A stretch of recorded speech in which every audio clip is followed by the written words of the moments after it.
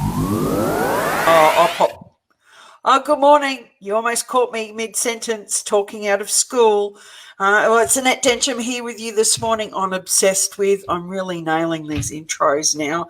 And I'm joined this morning by Lyndal Frazier-Cairns. It sounds like a very posh name. All the way from Portland, Oregon.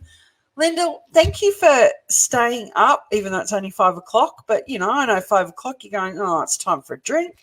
Thanks for joining us. You bet. Yeah, I'm happy now, to be here. I'm going to say, people, just listen to Lyndal's accent and try and pick where she's from because she almost threw me.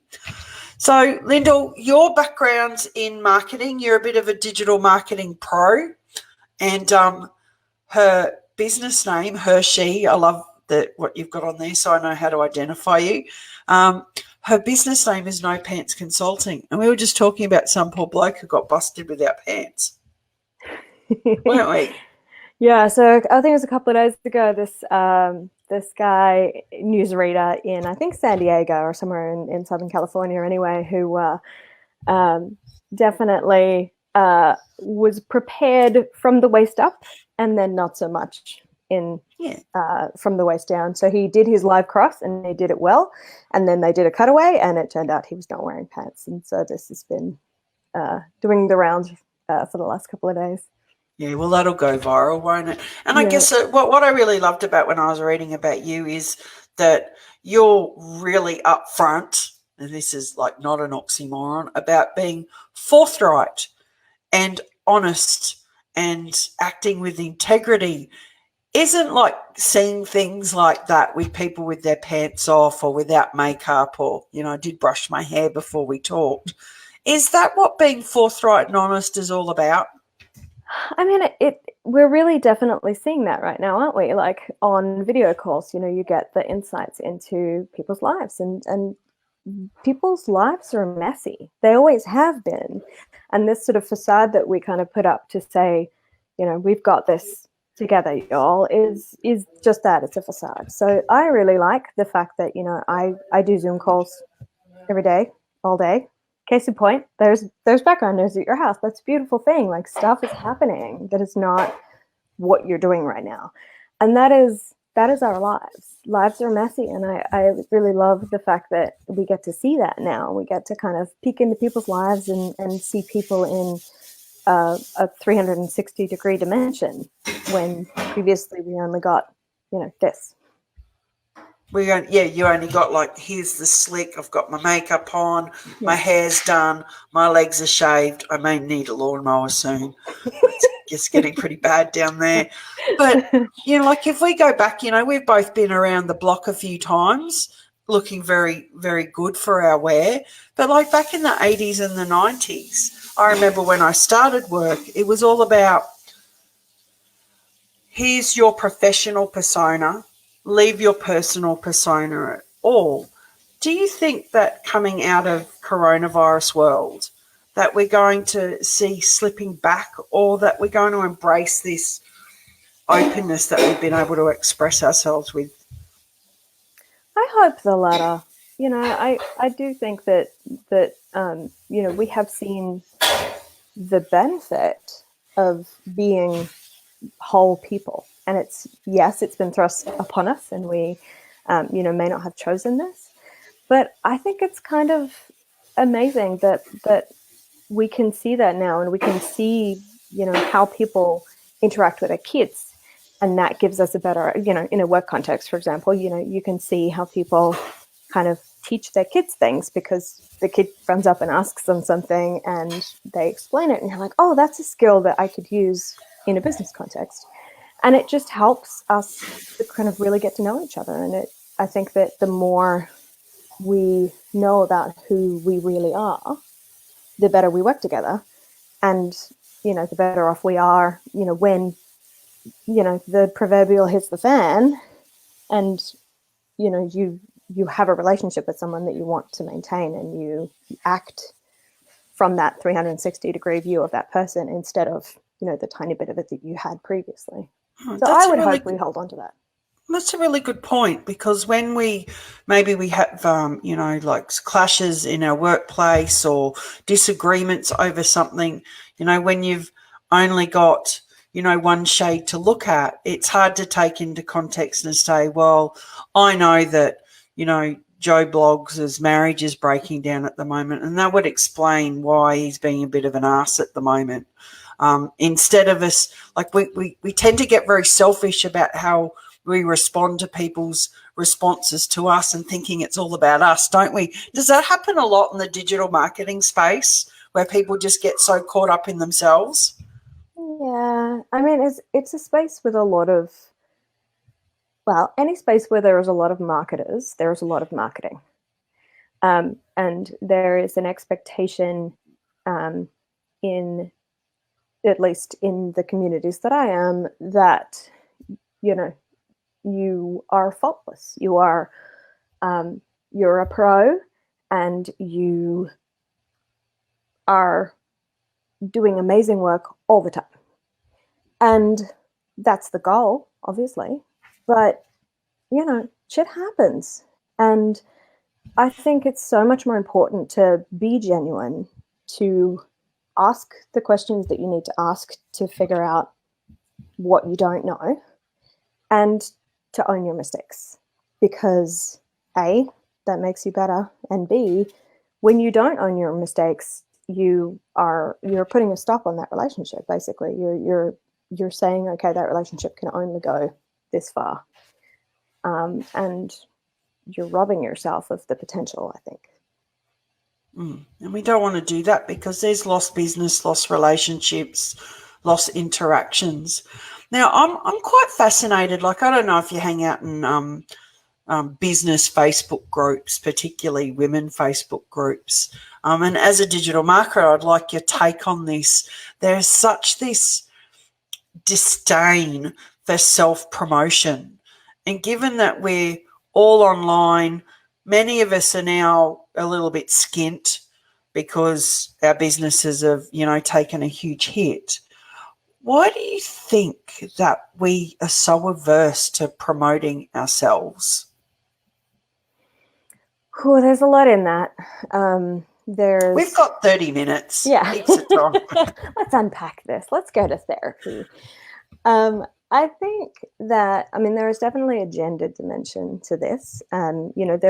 There's some reticence, among my male colleagues as well, but it doesn't seem as common. I think that women who believe strongly in what they're saying seem bossy. And like, it would take hours and hours and decades to unpack kind of why that is. But I think that a lot of women do feel extremely vulnerable, putting themselves in that space, putting themselves out there, and saying that I'm good at a thing. Part of it is the tall poppy syndrome. I'm sure that a lot of your viewers are from Australia, and there's a very strong kind of tall poppy syndrome kind of running through like all aspects of culture. But there, gender does play a role. I think that the antidote for me, and I struggle with this too.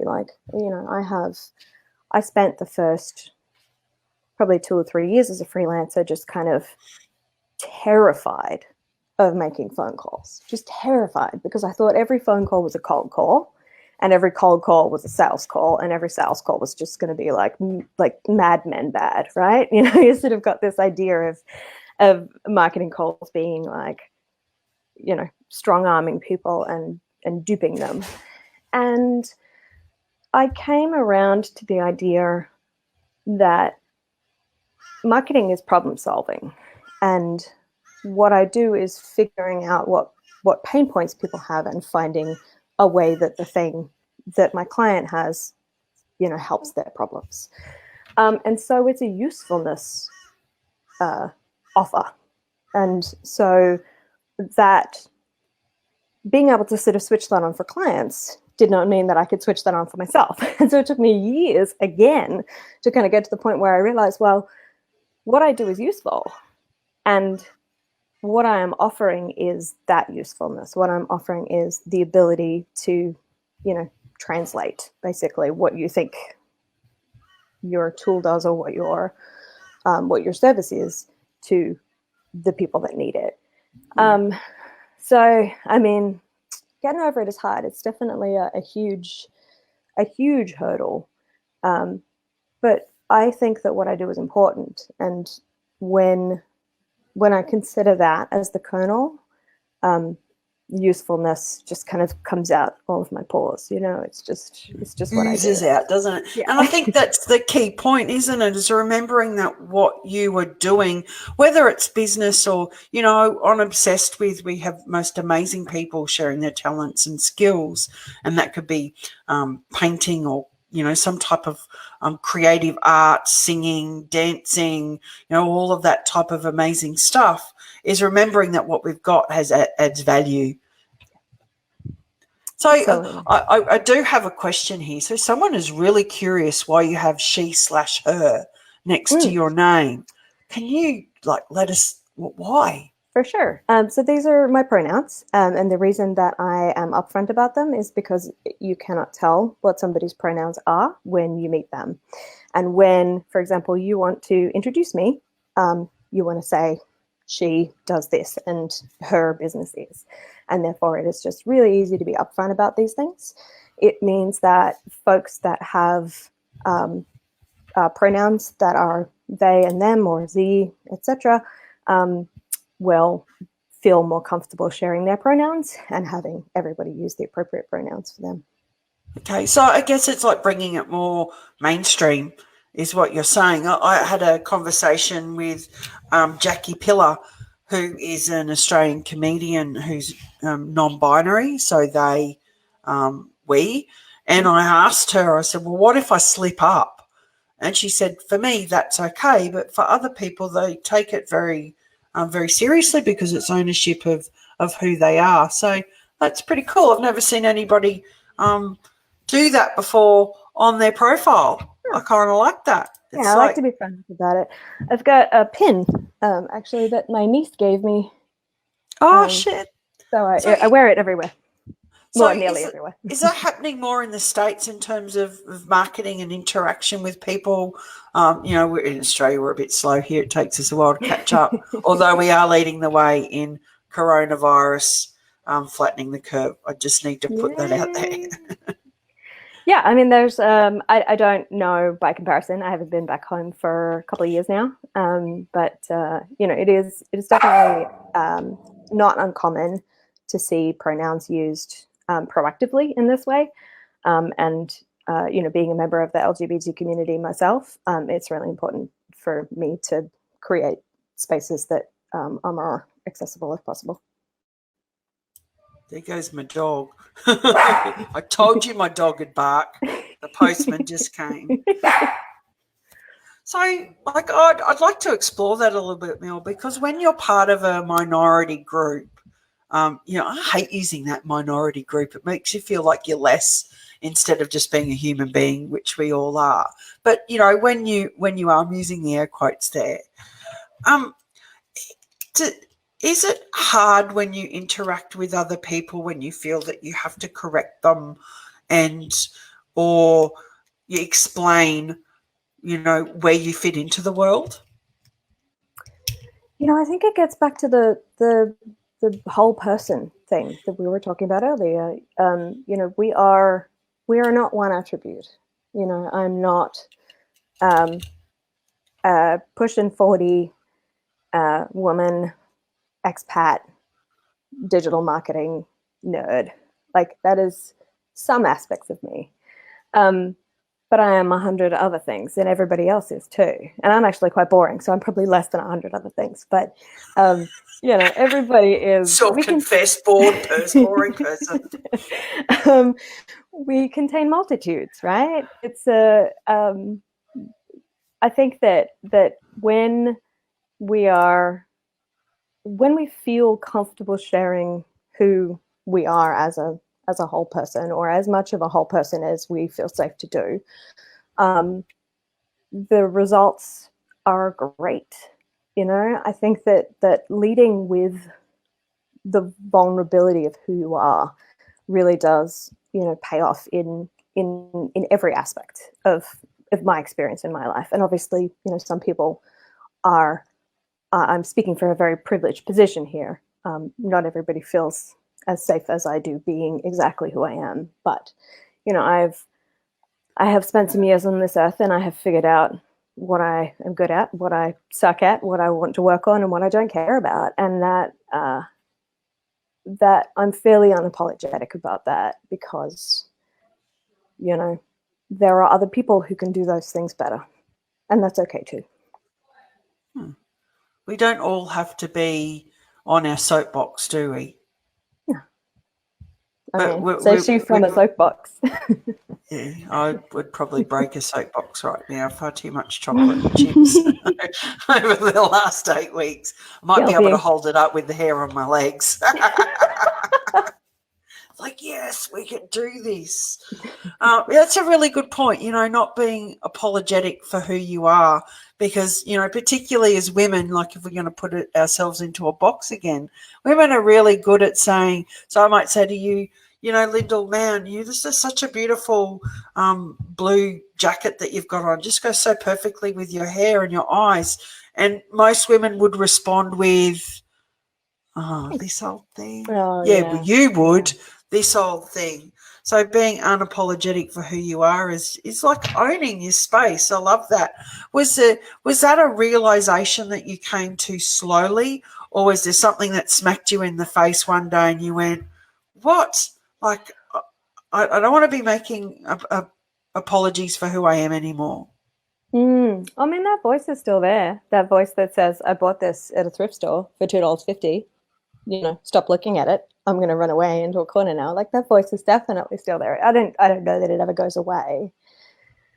But having faith that there's a reason you want to talk to me, you know, and that maybe I have something to offer, that kind of helps me get past that initial instinct to just run away. Don't run away, because if you run away, I'll be talking to myself. Exactly. And this is a beautiful shade of blue. It is a beautiful shade of blue. And as I like just being forthright, transparent and upfront, I'm actually still in my pajamas, people, because I got caught up doing something and then realised, oh, my God, I meant to be talking to Lyndal. I've still got my pajamas on. But now you know that. So next time I show up, you know. Naomi's just said a really good point here. A man is assertive, no one bats an eyelid, but women do, and it's deemed aggressive. Instead of us learning to walk the fine line, we opt to under-promote ourselves. It's far easier. And I don't know, what's your take on what Naomi's just said? Oh, that's a big one, Naomi. Like, I am totally in love with strong female leadership. I started my career under the guidance of a very strong woman.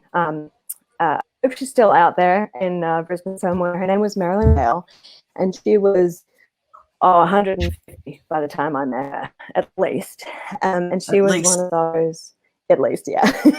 I mean, I'm pretty sure she was probably, well, she retired, I think, 5 years in my career, so she'd probably be about 60 or so. But she was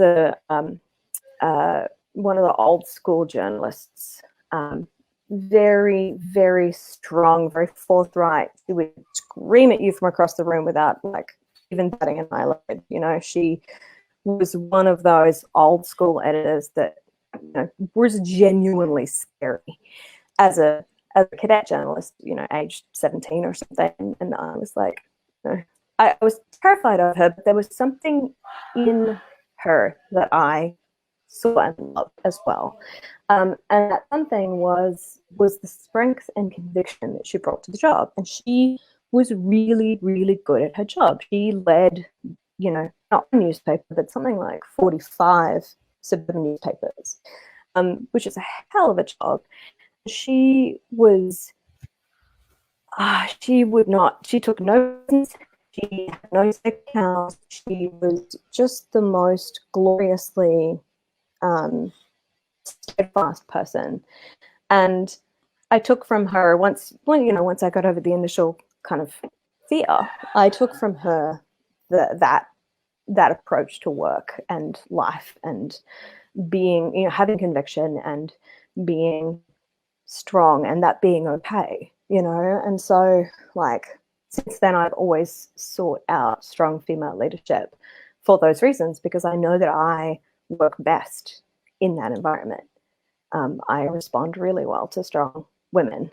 And I need that in my life because A, there's not a lot of it.